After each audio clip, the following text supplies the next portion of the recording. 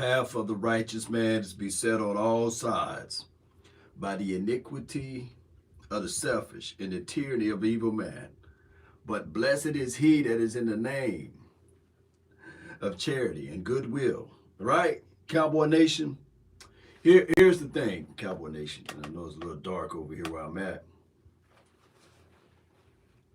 Now the media want to take the high road and the high grounds and look high and not sully or denigrate or smear or give out the information. I can't make this stuff up, and you guys are buying it. Y'all literally buying it. That's okay. That's okay. Because I know, Law Nation don't want to go to nobody media party. No, not me. But man, oh man, they backpedaling like the late toes now, Deion Sanders. Boy, I'm telling you, and it is funny because law is now going to hold them to every letter of word that they say. Because I know for sure, some media went on and on for weeks upon weeks talking about my dog Earl Thomas, right? Being in the bed with his brother, right? Oh, and his wife kicking down the door and catching them. But that's a personal story, right? But now, since the shoe is on the other foot, the person that oils the wheel, the person that pays the bills, now let's take the high ground. Let's not sully or It's a good move though, by the way. We all got skeletons in the closet. But your outlet's supposed to be able to tell it like it is. I've seen storylines after storylines about players on this particular team that was really like, I don't know if this person can handle day-to-day operations because of his mental state. I don't know if this person is willing or really love football, to say the least. Is football his number one goal? Because he like to blaze those trees. And when it was conveniently time to get rid of Desmond Bryant, we seen stuff leak like a faucet around here. But now the Cowboys, oh, we don't want to touch this. We got kid gloves on. We don't want this to slip out of our fingers, right? We've seen storylines about a certain player that wears number 19. You know, that wears number 19, that all of a sudden, you know, he's really not into football like that. And when it was conveniently, for even the guy that we brought in for a cup of coffee, when it was conveniently, Everson, Griffin, this guy got a drinking problem, and it was hard to mask that. I think that it will be time for us to let him walk and go. That's okay. That's okay. I get it, right? But Law Nation, a free man. I can talk about whatever I want and go wherever I want to. But here's the thing, Cowboy Nation. It's good. It's good to go through this and hear those people backpedal and say, I'm going to take this and I'm going to do that. So I'm waiting. So any personal story that come out from here on out, I'm going to be watching like,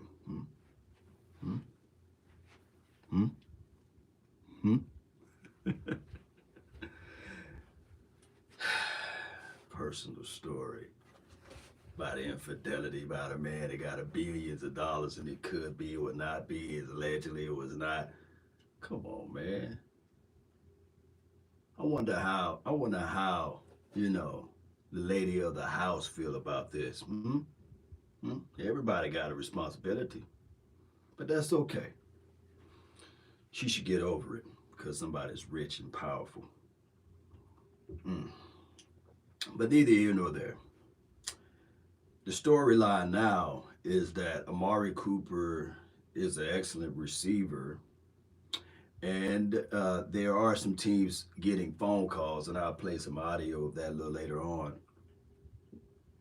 There's some teams that are getting some phone calls about Amari Cooper, according to Jane Slater, that Amari Cooper is a guy that they really want to keep, but they're not going to keep it because of the situation that is too much money, and they're going to have to renegotiate their said salary if they do try to keep him, and he's not reluctant to renegotiate his salary. But there's a story that was leaked that he is willing to renegotiate his salary.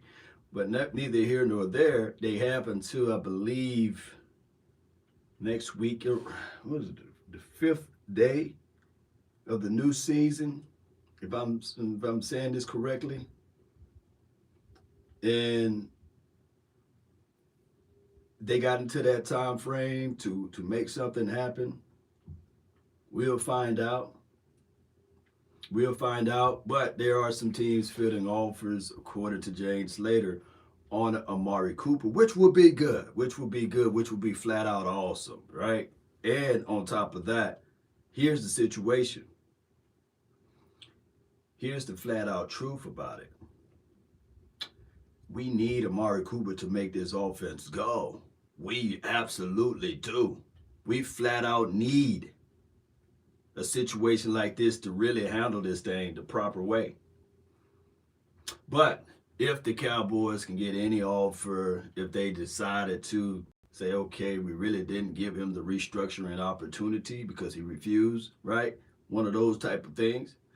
Then, my friends, we must get somebody in order to help this team out in the draft. We must find somebody that's going to be able to help this team out beyond CeeDee Lamb and beyond waiting on Michael Gallup to come back to reappear himself or reveal himself as the quote-unquote wide receiver here. So that's the situation with Amari. Now, I'll come here to tell you guys that if a team already know that this team is about to cut said Amari Cooper, and they don't want to pick up the contract that he already got and then try to spread that money, then they're just going to sit there and wait. The only reason a team would try to trade for Amari Cooper now is to get ahead of the other teams. But here's the craziest part of it all, the facts that a lot of people are leaving out. By Amari being a veteran, he's a veteran. He don't have to clear waivers once he cut. He's a free man. He can go wherever he wants. So that's not the case for him. So a team can literally sit back and wait for the Cowboys to cut him before they intervene. That is a reality, and that is the fact, right? The other part to this puzzle is what the Cowboys can get out of all of this by releasing Amari. Is it about $16 available million that they're going to get, right? And it frees up not paying the man 20, so you're saving 40, or you're saving $4 million. So with the $4 million that you're saving, because you're supposed to spend your $16 million, I don't think that you can collect all of this money and just shove it somewhere, right? So with the philosophy of the $16 million, you already cleared up $22 million, right? So with the $16 million, who are you going to go out there and grab? Now, we've been beating on the table talking about Bobby Wagner. We would love to see Bobby, good old Bobby, in a Cowboys uniform or what have you, but the clock is ticking. I'm hearing that even the 49ers would like to pair up Bobby Wagner with their guy, Fred Warner. Oh, excuse me, I'm seeing that even the Denver Broncos would like to bring in Bobby Wagner for a cup of coffee. There are a lot of things. They got $12.5 million in salary. If they restructured, Cowboys will have leverage with teams. Yeah, I feel you. How about restructuring the front office? This is from Jay Versick. You know,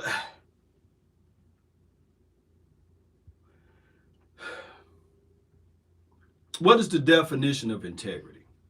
Hmm? What is the definition of integrity? You know, we all have a moral responsibility. Shout out to you, awesome Cowboy fan. Appreciate you. That's a cold-blooded name. The definition of integrity, right, is doing something when no one else is watching. Let me repeat. It's doing something when no one else is watching. It's a situation whereas you got to look at players and understand that, hey, everybody do go through something. Everybody do fall into the pits of trouble past and everything. So when the media leaks out and say, well, the Cowboys front office have a high command of great integrity, and then when we see the PR guy leaving the way he left, right, and of course, conveniently, oh, I'm retiring. Okay. That's an integrity move, right? Paying $2.4 million. Oh, that's high integrity of the front office, right? And now this whole situation, regardless, allegedly, with the Jones family and everybody, it's a split down the DFW. If you're in the DFW, you'll know that one segment of radio stations is talking about it. The other segment of radio station is not, right? But there's situations and opportunities equally that both stations shouldn't talk about a certain topic, but we see that a selective station still talk about said topic. I digress. I don't want to spit too much truth over here. But now it's a moral high ground when it's a certain person. Because we know storylines of this guy's, ooh, he's trouble. I don't think that he can shake this off. And I ain't going to mention the name of the player because there's much to do about nothing now, right? But that's what I'm talking about.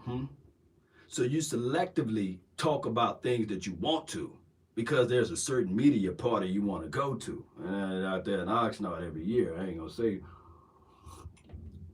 the name of people, but it is what it is, you know. But it is what it is. It is what it is at this point.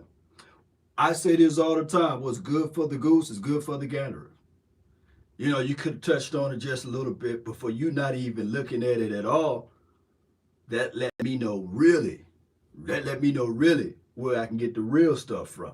Oh, okay. All right. All right. But back to Amari Cooper's situation. We all would love for Amari Cooper to be on this team, but it seems like the writing is on the wall, right? Right. All right. So the other situation is with the tight end.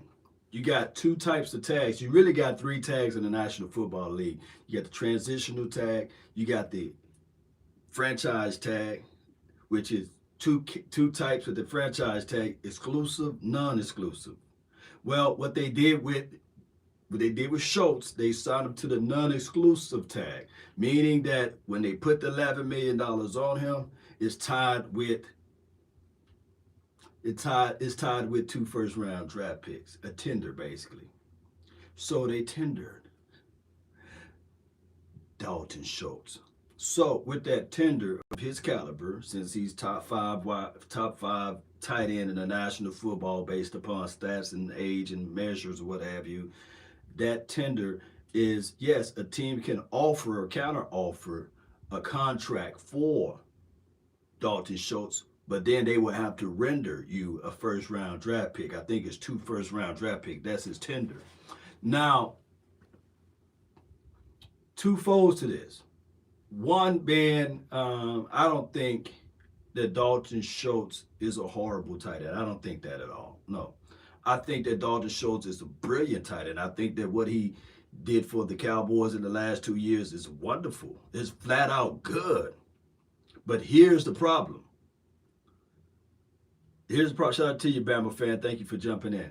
I don't think that the other teams in the National Football League is looking at Dalton Schultz as that person to give a first-round draft pick or 2 first-round draft picks for to match whatever contract he got.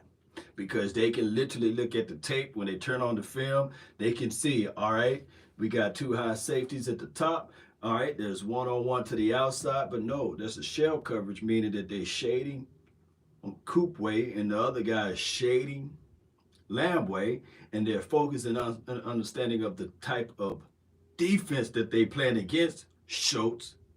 Is we're gonna take away CeeDee Lamb, and we're gonna try to take away Amari Cooper. Oh, Dak Prescott goes through the progressions. He see that it's a one-on-one situation for Dalton Schultz. If either he pivots and he turns, his open the separation is there, he throw the ball to him.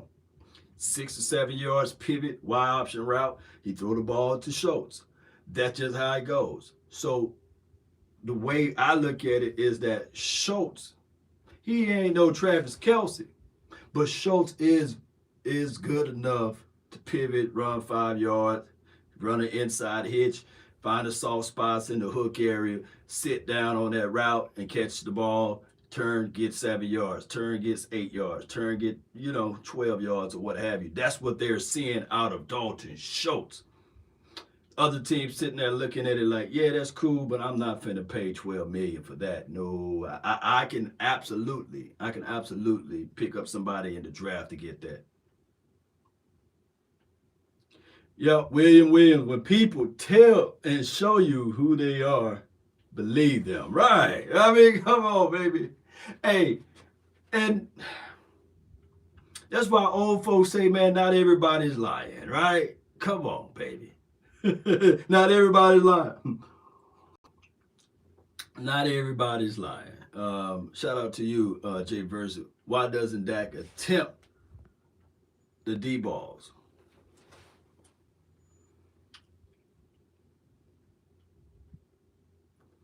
Jay Verse, appreciate you. There's two types of quarterbacks, and really three, but I'm going to break down the gunslinger mentality, and I'm going to break down the safe, I'm going to take what the defense is giving me mentality quarterback. All right? Quarterbacks and a certain look, they tend to, in a certain look, they tend to take what the defense is giving them.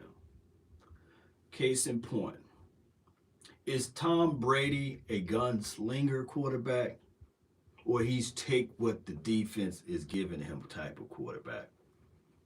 And I'm going to wait for your response.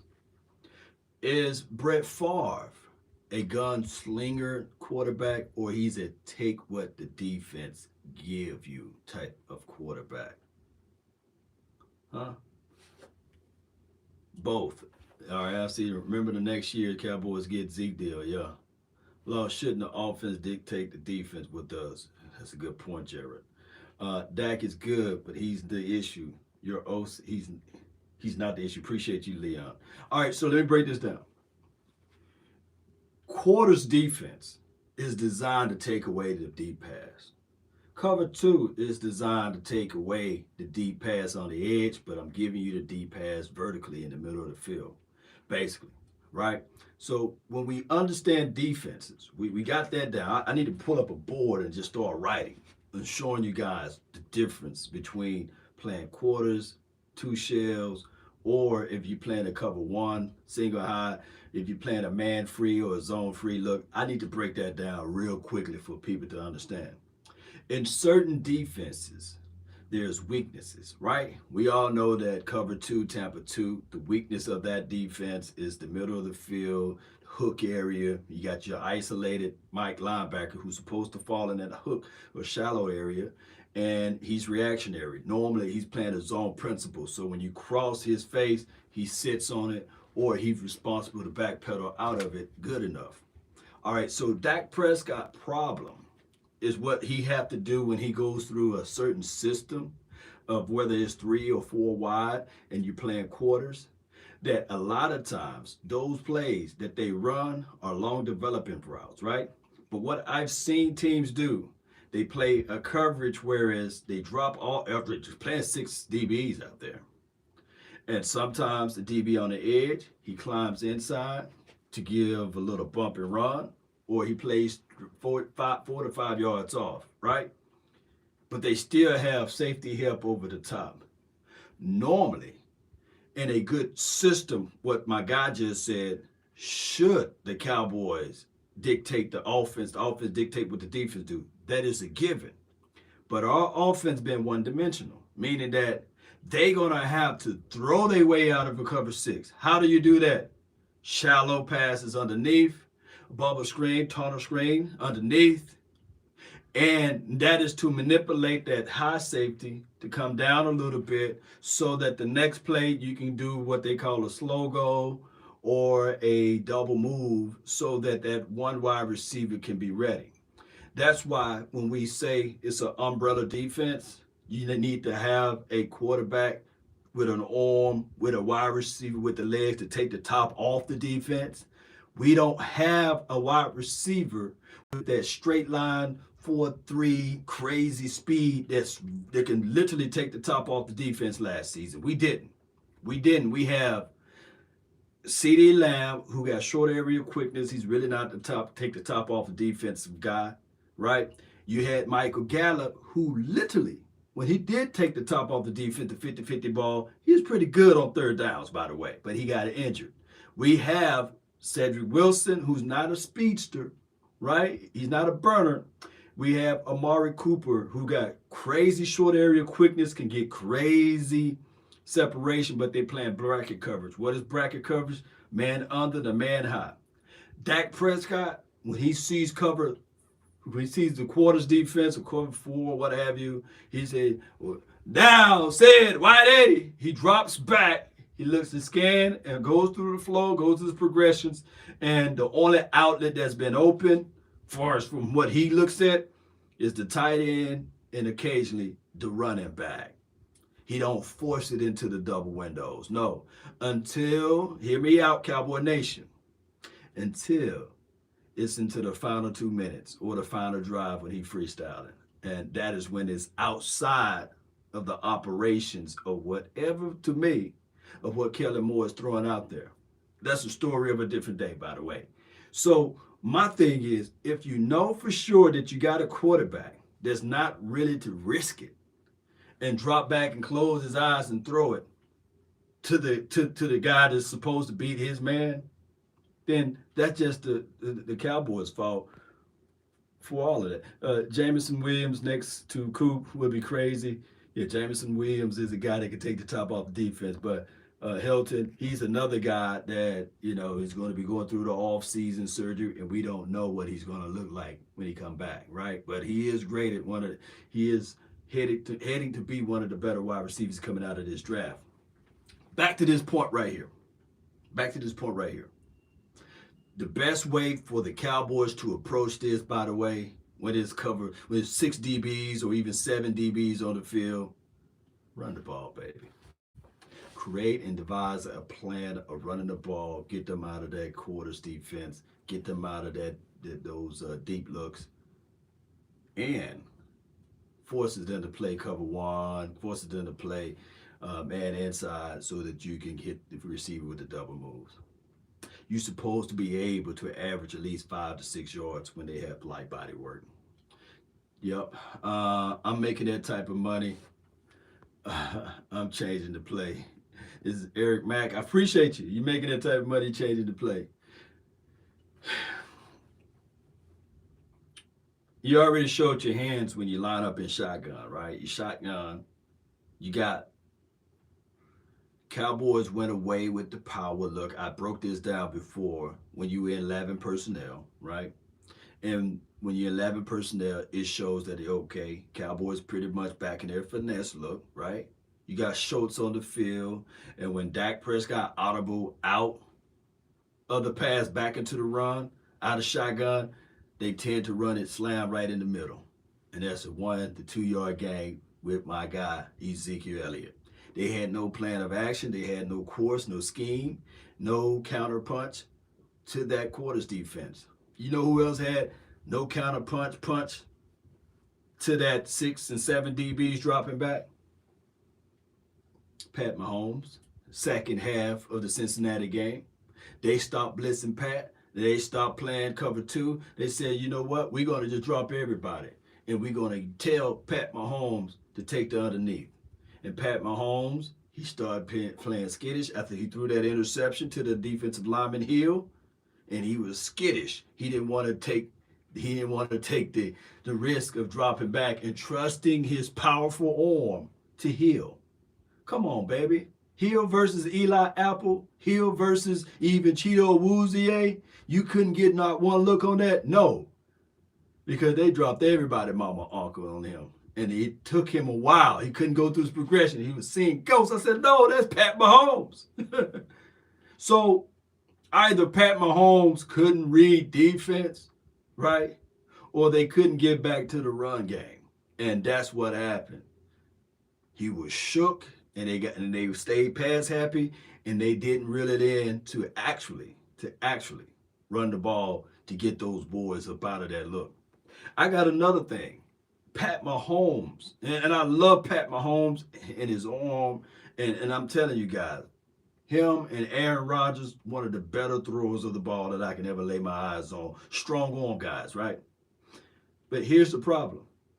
We seen that Aaron Rodgers, even in quarters, had horrible problems. Why?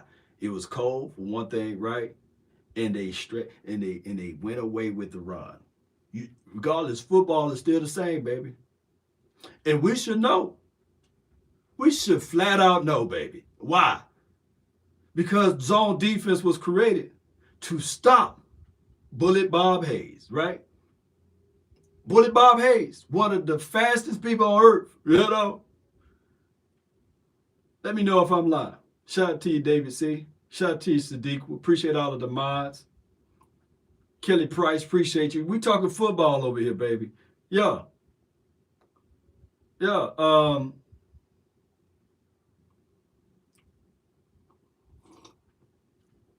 So that's the reality of it.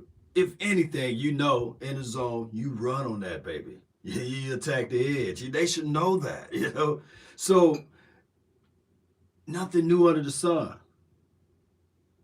Short throws, you take the underneath. That's unfortunate. I wish Dak Prescott would look at this thing and say, you know what, 2 tears in the bucket, I got guaranteed money. I'm going to drop back and I'm going to throw it into double and triple coverage, where you guys can get mad and angry and upset at the interception opposed to him holding the ball and taking it underneath. Dak is a mechanical quarterback. When that's off, he's off.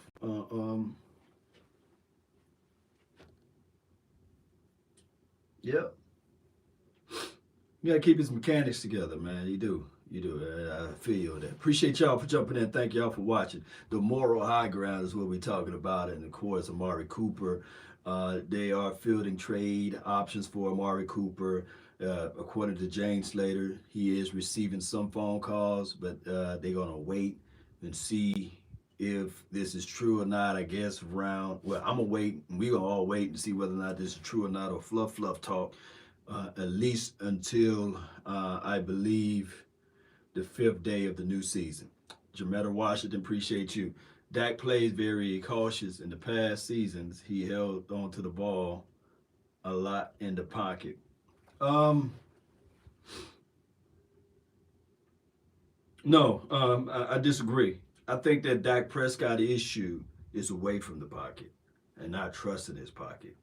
I think that when you look at it, Joe Montana said the safest place for a quarterback, and this is Joe Montana. It's hard to argue against Joe Montana. And Joe knows, right? Just like Bo knows, Joe knows.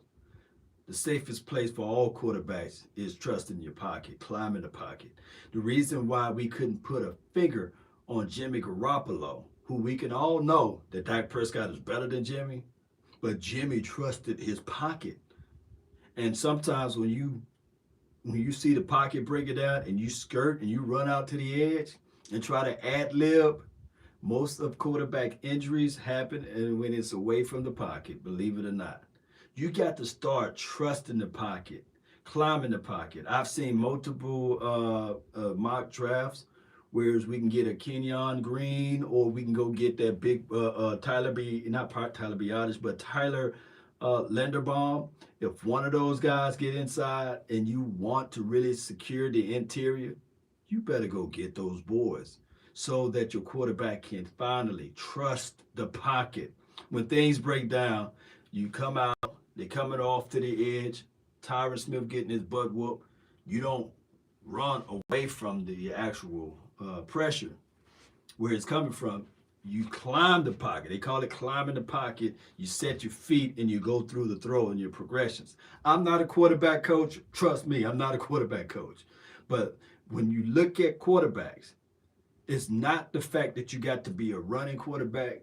It's the quarterback that learned how to slide in the pocket, guide in the pocket, trust the pocket. Tom Brady wasn't a burner. Peyton Manning wasn't a burner, right? Stafford could run, but he had to understand, I got to trust this pocket. I got to climb the pocket. If I get hit or if I get tackled inside the pocket, so be damned. But I'm trusting my pocket. And I'm not saying that pocket quarterbacks are better than running quarterbacks. That's not the case nor the scenario, but you got to trust your pocket. That's why we say the game is won and lost where? Down in the trenches. Appreciate y'all for jumping in. All right, step into the pocket. Yeah, so when I'm looking at most of Dak Prescott throws and some of the things, now on a rollout, I get it. Dak Prescott is one of the better throwers, especially on a rollout. But here's the problem.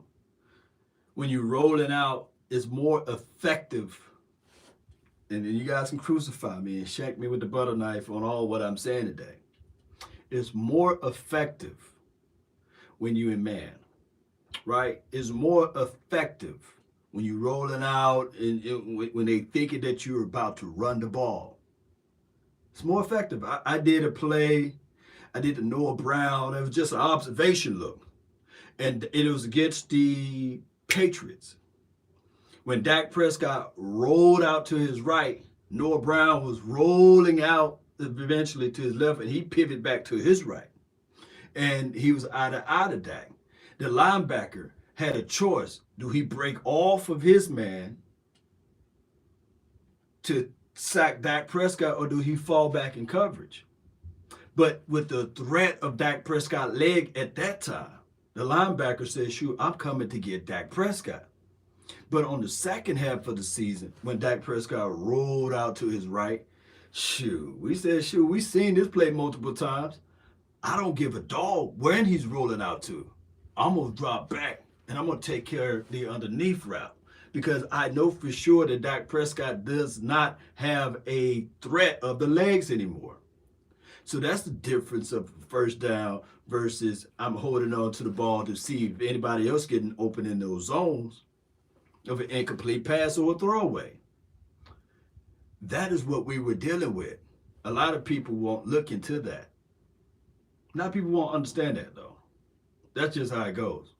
But the rollout play that Dak Prescott and Kellen Moore is accustomed to doing is better when it's man-to-man or against man-to-man versus when they're in that zone. That's what I'm trying to say. Shout out to you, Jametta, again. Shout out to y'all, man. Really appreciate you guys for jumping in for this episode.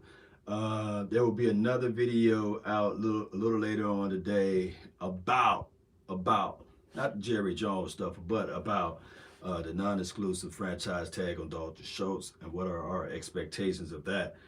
Cowboy Nation, the name is Law Nation. I really appreciate you guys for being here, hitting that like button and sharing this content. Whether news is sensitive or not sensitive, out of order, allegedly or not, Law gonna talk about it from a raw perspective. Because you guys deserve to know what's going on, man. Y'all need to know when people are lying to kick it and saying that, hey man, this dude, because I think that's why y'all here, right? I mean, if y'all want PC Nation, if y'all want some political stuff, you wouldn't be here, right? But you here to hear from a fan perspective that don't got any ties to the organization, so that you can get it the real way, the raw way, right? And if I'm wrong, you won't hear somebody snarkily saying that, hey, you know what, I'm never wrong. Nah, I'm wrong. I may be wrong about that. I may be right about that. Right? Sandra, appreciate you, And I'm going to tell you guys, the Cowboys, man, this thing been going on. Appreciate you. See, thank you for the cash out for $10. Dallas Cowboys cap issues from Stephen Jones, right? Appreciate you. Let me see who that is who put that cash app out there, man. Appreciate you. I froze for a second, baby. But Stephen White, we wrong, baby. You know, there's nothing more painful than somebody that's always say, I'm right. I'm right. I'm right. I'm right about this draft pick. I'm right about what the Cowboys going to do for the 2022 season. And then I'm a told you so guy. That's crazy, right? I mean, the whole point of YouTube. Let me break this down. We freestyling now, baby. The whole point of YouTube is you in a tube, right? Meaning that it's going to be a storyline from you in a tube. It's going to be a storyline from your perspective, so that when the national media have a talk track about a certain situation or an outcome, you can literally say, "Nah, I was there, and this is how it really went down." Since people want to talk about storylines, right? And we probably we probably never get access ever again, but that's okay. We that it was just a cherry on the top, right? Just like when Tupac said, I made a G today, but you made it in a sleazy way, right? I mean, yeah, you making money, but you bought, we ain't. Me and my guy, West Coast Cowboy. And I'm going to tell this story until I'm old and gray. Literally saw Amari Cooper, because we have certain access when we go places. And that's all I'm going to say. I ain't going to say where it was, but with me and West Coast. Literally saw him in 2000, I believe, the start of 2019. Go down. The stretcher came out. And we reported it at the time. We was live on Facebook and YouTube. I don't think I was live on YouTube because it wasn't no good connection that day. And the reports that came out refuted what we saw with our natural eyes. No. These guys are just, this was literally said from a certain person. These guys are just some YouTubers in social media. They don't know what they're seeing. Like, dog, we literally seen the dog on the gurney. But there it goes to show you that there's storylines that people would like to get out, and there's storylines that people don't want to get out. And I can see it for the benefit of the business. But we have a responsibility to do too. It's to tell the truth.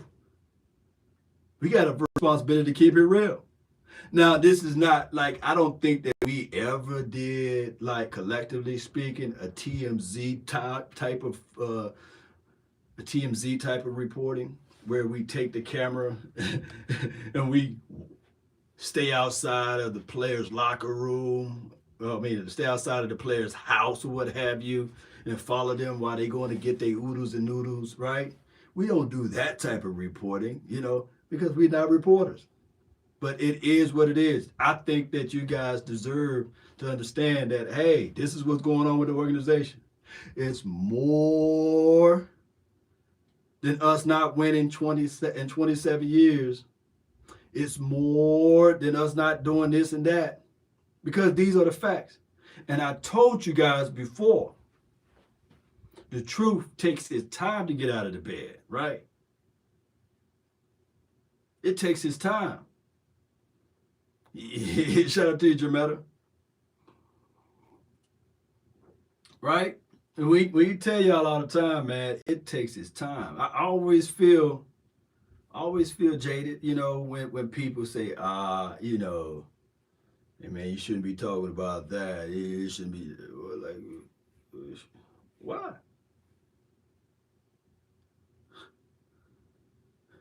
Todd Francisco.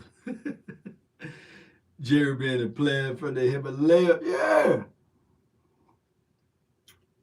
Nothing wrong with that. Nothing wrong with nothing. Look, dude, nothing wrong with that. We ain't worried about you getting a little bit.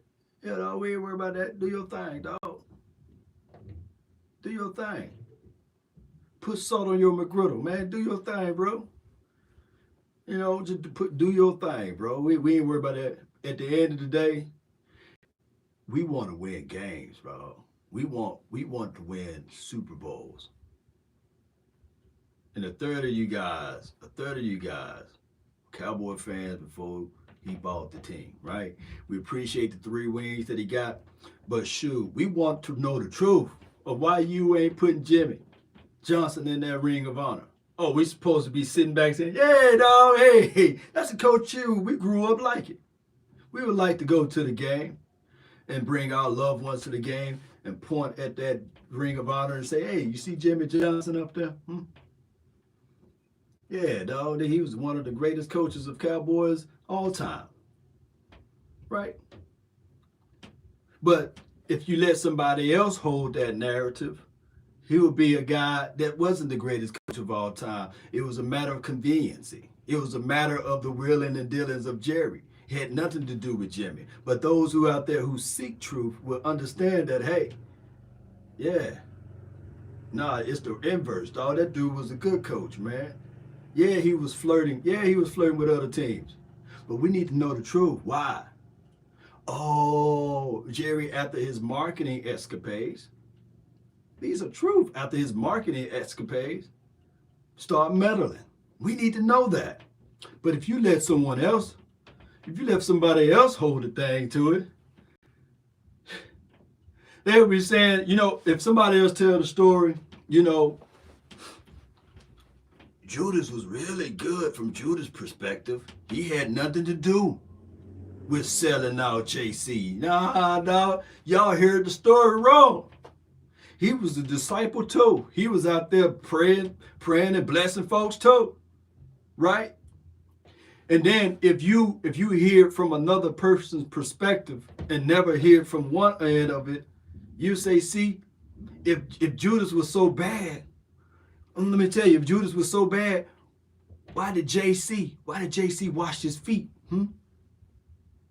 That's a different level of talking right there. I don't care. Look, now that's a different level of talking. If he was so bad, man, the information that he got, he did get paid for it, right? He knew that it was going to happen anyway, right? JC had to know it. I don't care about y'all, about what y'all might think, but man, that's a difficult and a different type of moral high ground. To know that somebody's about to stab me in my back and I still wash their feet. Come on, baby. Come on, baby. Let that sink in. Shoot, I know that this person finna betray me with a kiss. They didn't take baths every day like we are taking every day here, supposedly. Can you imagine? Shoot, he popped those sandals off, said, nah, dog, I'm gonna get down and wash your feet. Shoot.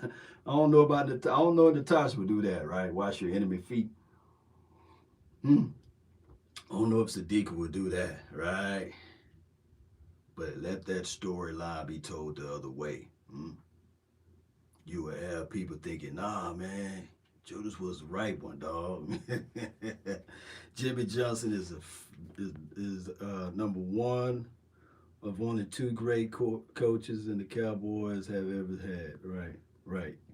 Wait a minute.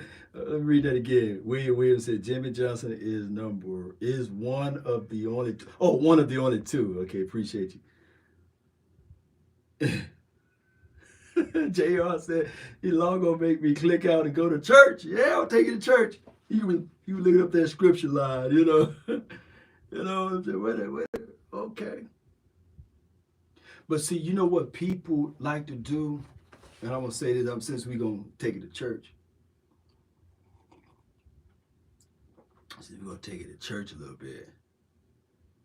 The truth is the hardest pill to swallow, but it's necessary.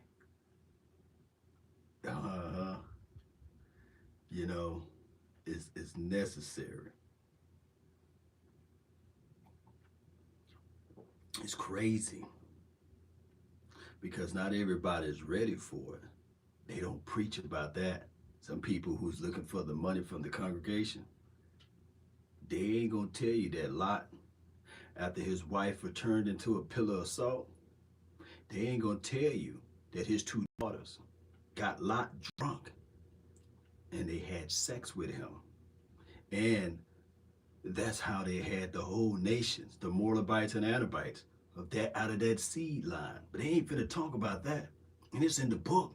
They gloss over that. Nah, I don't want to have a conversation about a man that lost his wife that got turned into a pillar of salt and his two daughters got him drunk because they thought that the end of the world is doomed and gloom.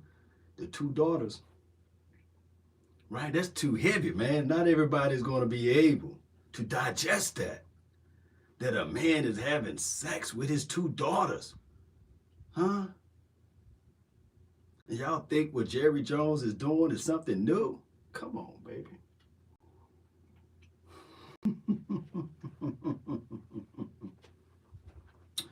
Yeah, so we know ain't nothing new under this sun. Come on, baby. That's the truth. The hardest pill to swallow. Y'all ain't gonna like me today. Is the law taking it too deep? Yeah. Shout out to you, Chris. Appreciate you for jumping in. Yep. But that's just how people and high powers do. That's just how it's been always, man.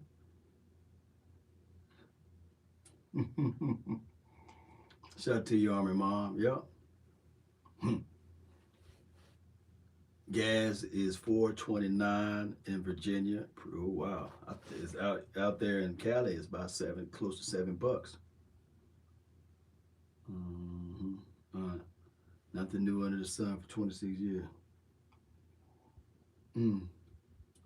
That's raw law. Yep. Yep. Yeah. Look. People don't understand. David, the king, looking out, just having a good time, chilling over his palace. And Uriah, Bathsheba. It's crazy, You would think that she didn't know that the king was way up there and she taking a shower or a bath on the top of the roof. She couldn't draw that water inside. Come on. That was TikTok before TikTok. You get mad at, they showing off their backside. You get mad at them showing a little cleavage. Come on, man. You know what she was doing. Appreciate you. Maybe Dak can loan us some of the gas money. Yeah, Eric Mack, yeah. Well, how everything is now, the funniest thing is before I get up out of here, the country been on a lockdown, right, for many months. And now that everything is opening up, gas is like $7, $5, $6. And they say, okay, where you gonna go now? Where you gonna drive to now, huh? That's been my time, Cowboy Nation. I really appreciate you guys for tuning in for this 40 to 50 minute episode. Be sure, if you like this content, hit that like button, share this thing. Let a friend or a neighbor know where to go when they want to hear some raw and uneducated reporting. China Joe, baby. Appreciate you, homie. Shout out to y'all, man. Thank y'all for jumping in.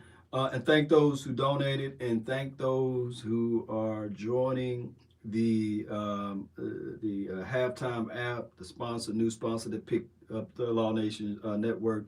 I appreciate you guys for help growing this content, and there will be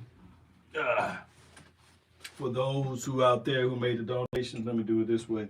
There will be a giveaway of the Playmaker jersey, as well as your name will be auto entered into the entry when you join that app. Appreciate y'all. One love to you guys. If I hurt anybody's feelings, y'all know, charge it to my head, not my heart. Shout out to you, Sheila Neal.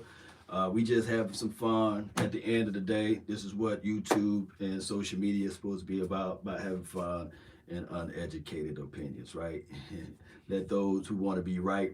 Let those who wrong, like I am all the time. I'm all the time wrong, be wrong.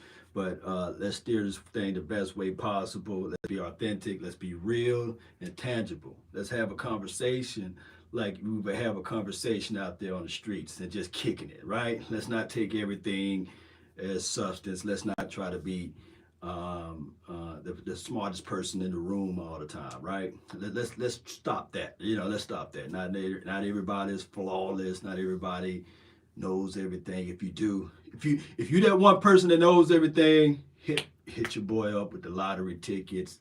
I think that the Powerball is like 89 million or something like that. Hook a brother up with that. So since you know everything, hit me up with those numbers. Let's go, Cowboy Nation, and let's continue to grind and shine. That's been my time. And remember, you're listening to nothing but the best. Let's go.